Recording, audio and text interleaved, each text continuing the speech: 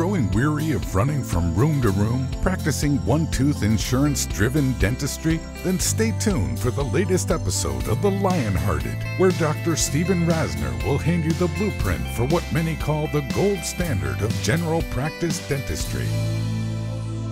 Hi everyone, it's Dr. Steve Rasner here with another episode of The Lionhearted.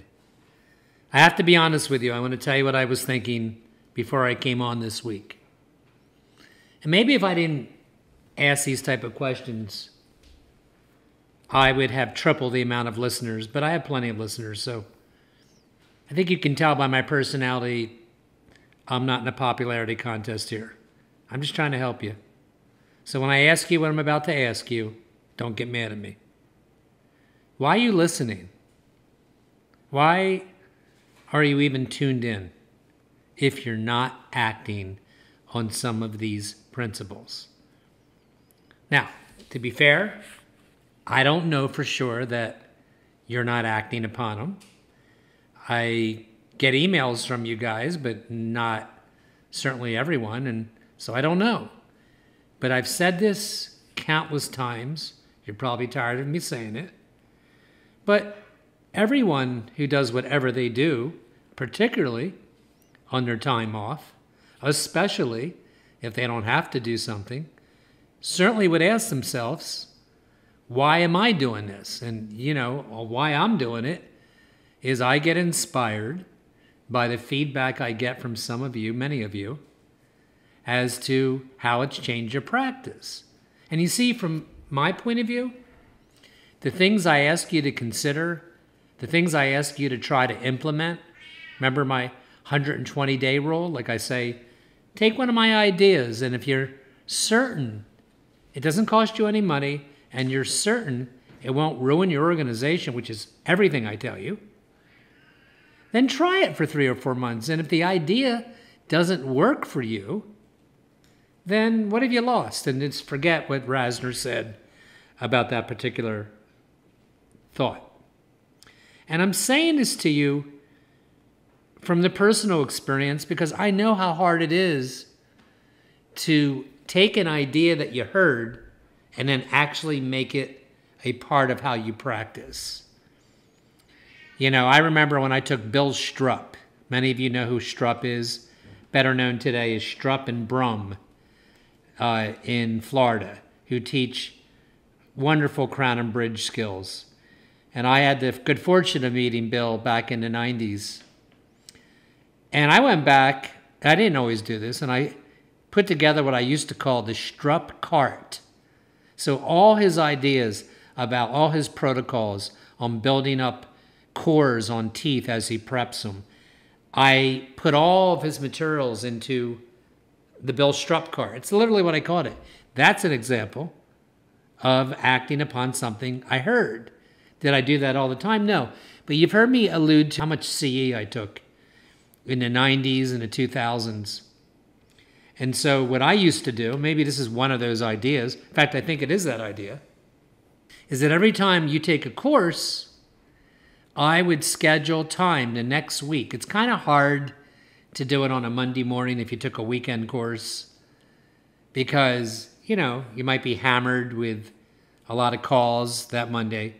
But if you don't book it and schedule it ahead of time, maybe at the end of Monday, maybe at the beginning of Tuesday, the beginning is better than the end. Did you hear what I just said? Whenever you want to implement a meeting, it's always best to just take a deep breath and make it the beginning of a day. That way you'll know you won't blow it off. Seriously. I mean, that one gem is all you need to listen to this week if you want. And while we're speaking of it, I swear to you, the reason I'm in front of you today, the reason I'm speaking for the last 23 years is because I took the chance with my team and I implemented meetings, and I had different types of meetings. I had the daily morning meeting that we still have to this day. And this wasn't the intention of this podcast, but you know me, I get on tangents. All of them, I think you would agree, are relevant to helping you have a better practice, which is the whole reason I do this. And, the morning meetings were about making that day as seamless as possible, minimizing, as I call it, the bumps. And it's because that's just what it needs in a big practice or a small practice. Why would you not possibly go in on them every day of the week, spend a whopping 10 to 12 minutes, and have an agenda? And I know many of you do this. If you want to be a productive practice, you have to do this. You can't possibly just walk in without meeting your teammates and start doing dentistry. It would be ludicrous to me. So right there, if any of you aren't doing that, no question to me is ever read as, oh my God, what have you been doing? No, I am simply saying, if you write to me, I will give you the written protocol on how to do a meeting. It may sound silly to you, but I know because I ran bad meetings for years, So for example, many of you try to implement change that should be in a monthly meeting, in a morning meeting. That's what you do. So you have something really raging in your mind that you want to change. Maybe something you heard from a colleague or a influencer like myself. And you can't wait. You have to ask me how I know right away, because I've done everything I try to get you not to do. And you get in and you get sidetracked, and before you know it, it's a 20-minute meeting and you're late to start that day. And you don't even change anything. So there's several types of meetings in well-oiled, well-run offices. I don't care if you have a staff of 3. You need to constantly meet to improve, to change. I have to make the assumption that those of you that tune in to me and listen aspire to have this practice that you keep hearing me speak about that requires a lion-hearted ownership, right? It requires a lion heart to do this. So I don't think I need to clarify. You don't have to do what I say. You can make a decent living and, not love dentistry and get sidetracked by a lot of other good things in your life. You could become amazing at golf. And if that makes you happy, Steve Rasner doesn't have the right to judge you, or you can become amazing at a lot of things. And some of you are saying right now, well, it was an either or. The truth is this. There's a lot of bad dentistry out there. I've contributed to some of that, by the way. When I've been mindless at times, when I've been, I don't know. Sometimes I look at recall visit of something I did. I say this as full disclosure because we're all capable of being home run hitters and go 0 for, meaning you went through a period of time when you weren't at your best. Maybe, hopefully, that was not a big time in your career. That said, yeah, I do think it's a problem to take up many, many other interests and practice dentistry mediocre or below. I don't think you're doing a service to the industry, obviously not to your patients.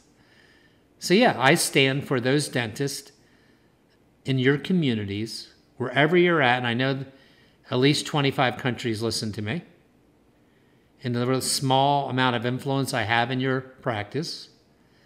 Yeah, why would you not want to be the dentist that is recognized by everyone in your community, by other dentists, by the specialists in your community?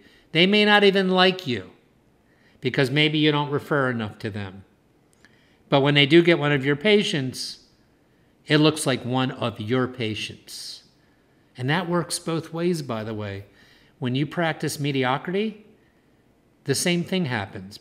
When another dentist or a specialist gets your patient, they're not surprised after you've been practicing 5 or 10 years.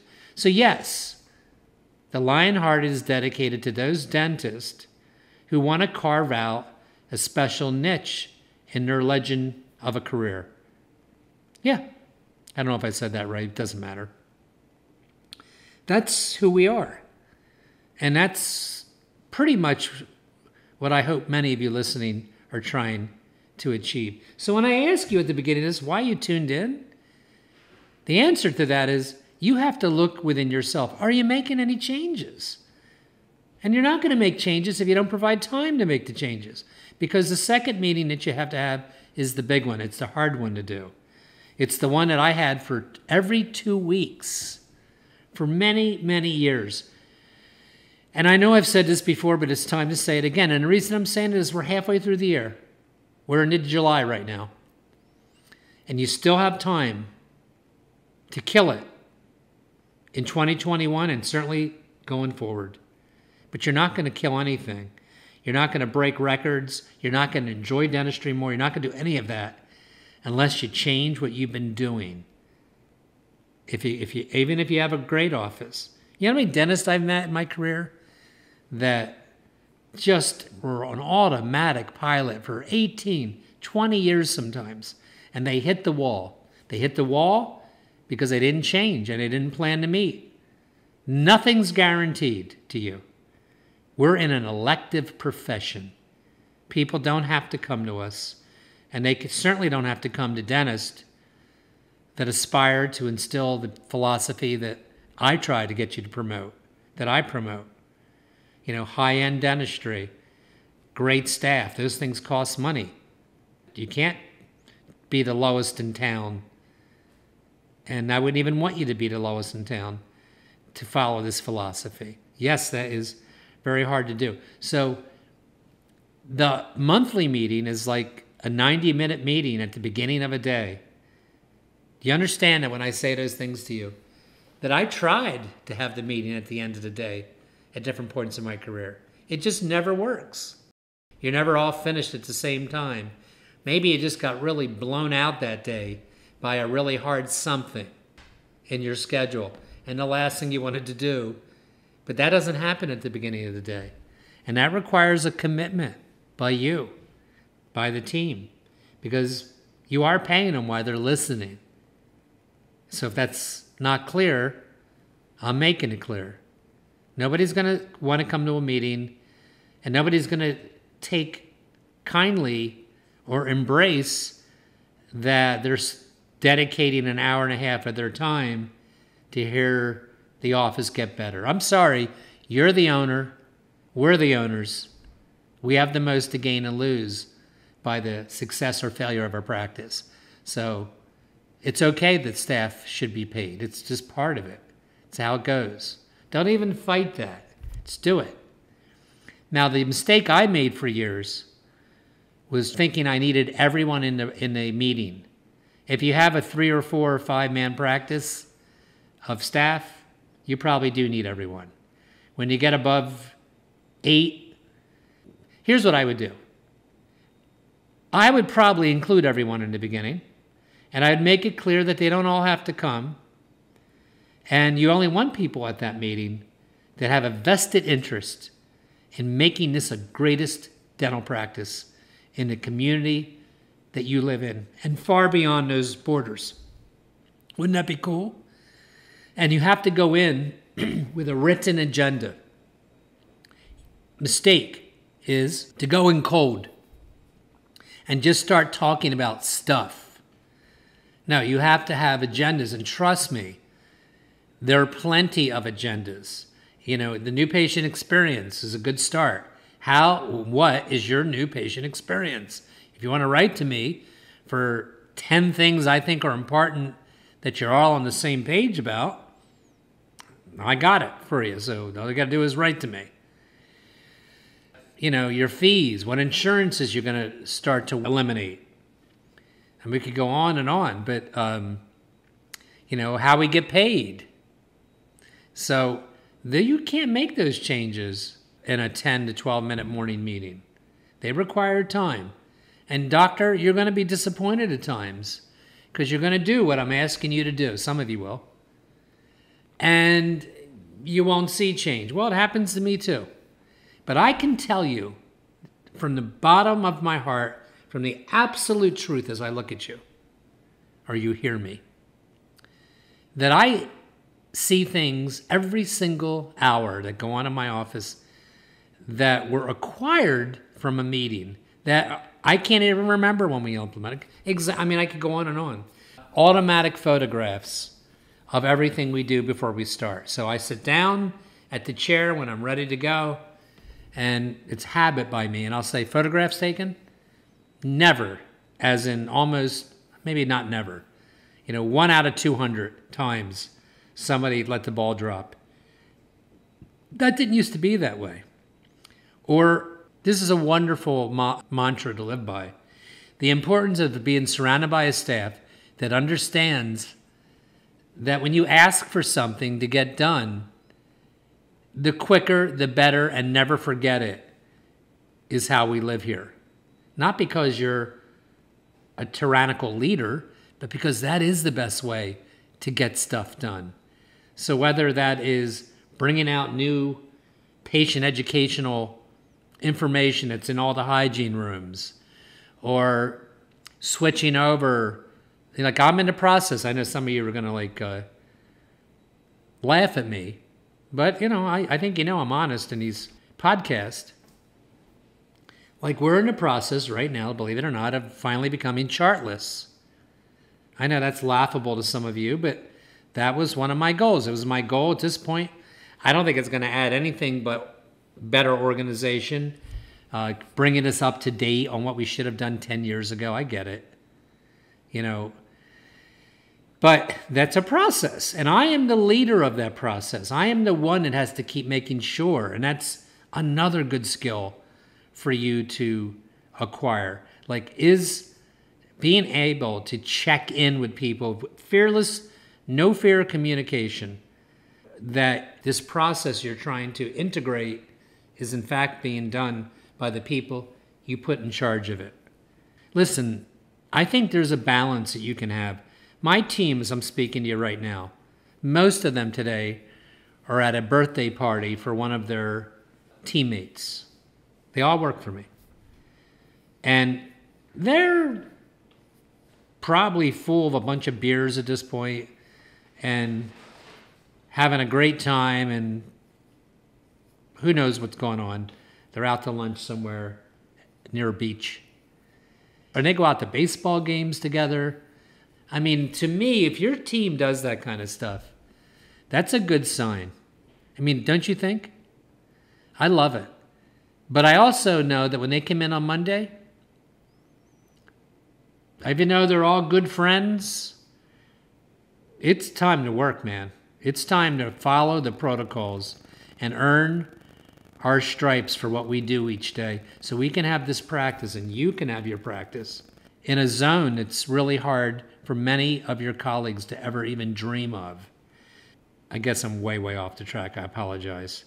So let me move forward and just end that conversation by saying, I hope you are writing down stuff and changing things. Otherwise, you're just going to waste a lot of time. Let me tell you something very interesting I've learned about the biggest achievers I've ever met in dentistry. Mike Picos from Tampa, Florida.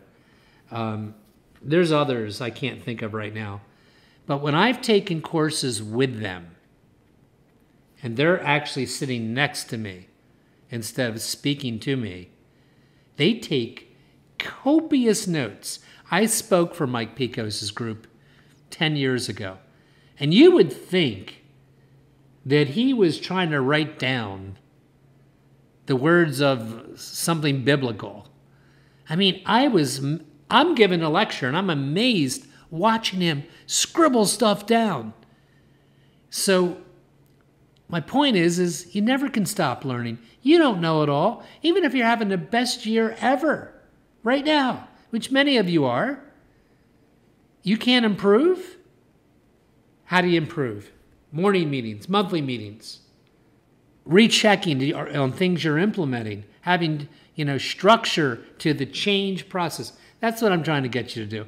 I'm trying to get you not to tune in, say, oh, that's a great idea, and then, have a glass of wine and forget about it. I mean, having a glass of wine is fine. Don't forget about it. So 3 things to help you still kill it in 2021, where the first is, don't forget that you're not going to change if you don't have structure and The way to have structure is you have to meet. It is really hard for many of you to embrace that because it means you have to block out patients. I get it. Okay, number 2. Always stick to your philosophy of practice when you're giving a case presentation. Never allow yourself to be influenced by the visuals that are going on in the room when you walk into a room. Let me give you an example. I could give you a lot of examples, but one was really just screaming at me this week that I wrote a note and I want to share with you. So I walk into a room on Monday or Tuesday, and I have a 35-year-old male whose mom is in the corner. Remember I tell you, I always ask him to bring the significant other. In this particular case, his significant other was his parent. And when I looked visually, I'm just being honest with you, at this patient, he was, kind of overweight, sloppy looking. He looked like a 30-some-year-old that would live in his parents' basement. That's the truth. Shoot me. That's what I thought.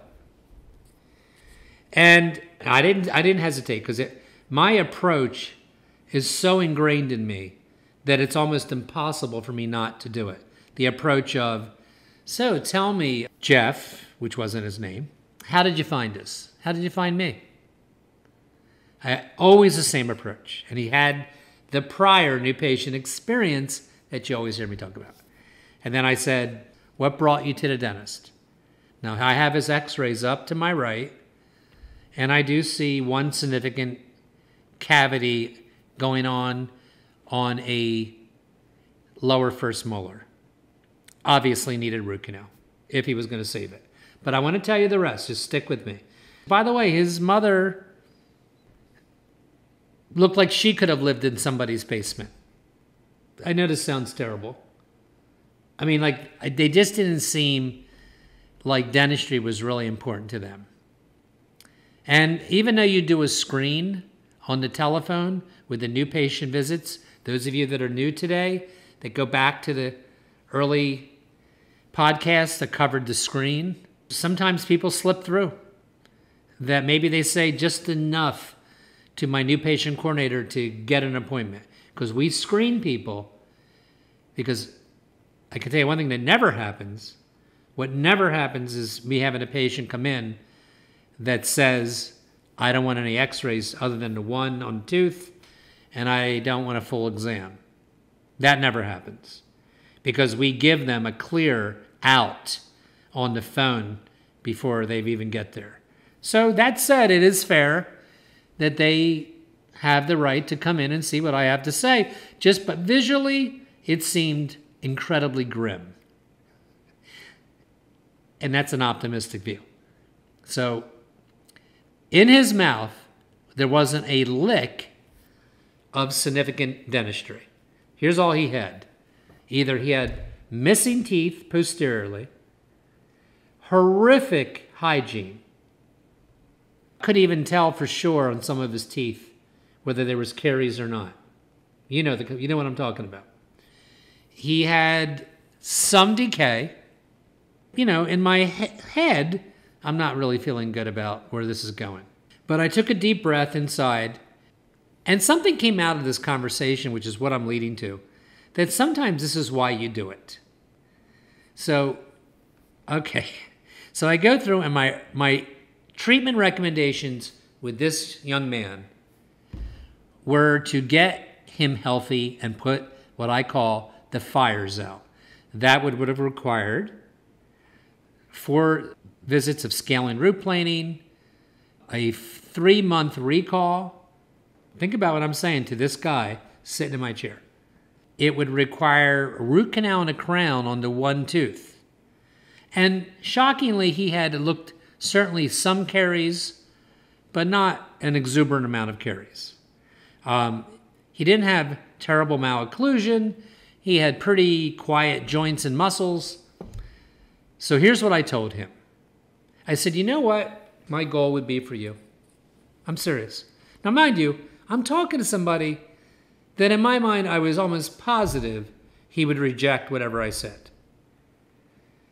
But I think I changed this kid's life. At least I did for now. I said, what I want for you is I want to see you back here at a 3-month recall after we're finished your work.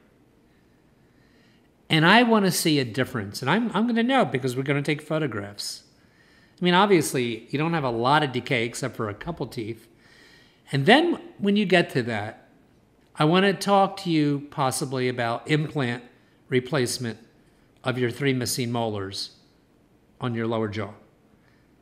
You know, I don't even know if this guy even heard of an implant, but I promise you, I am not conveying enough to you the hopelessness that I felt as when I started this journey of comprehensive care for this young man. I mean, why would he do it? He's never been offered comprehensive care before. All he ever had done, he never even had a root canal that failed. That didn't even happen.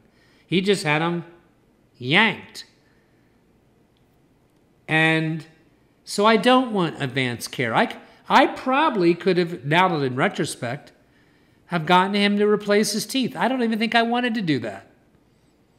I don't think that would even be right, because if he comes back in 3 to 4 months with bad hygiene again,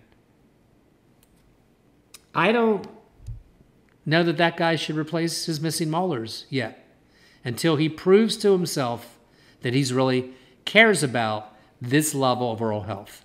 And I kind of said that to him. I very much said that to him. And I felt good about it. And when I heard that he had a 800 credit score, besides being shocked, I walked back in a room and I said how proud of him I was. Whether he stays with me for however long, that he took the initiative to change this part of his life after my recommendations. So you just never know what's going to happen. And you can't look and judge somebody. And it was a comprehensive care approach. Did I approach his missing teeth? No. And I've just told you why. So I wanted to share that with you. I'm not going to be able to finish my other points. Let's review the takeaways from this week. I don't want you just to listen. You continue globally to download me, you know, from Australia to Russia to Brazil and everywhere in between, but I don't hear that much feedback from many of you, so I don't know. My sense is how easy it is even for me to just listen and not change. And I hope that I can push you to change. And so the way you change is you have to do more than listen. The next step is to take notes, plan a strategy, and meet with your team. If you haven't done it a lot, you're going to be meeting with your team for the next year and years beyond. And guess what the outcome is?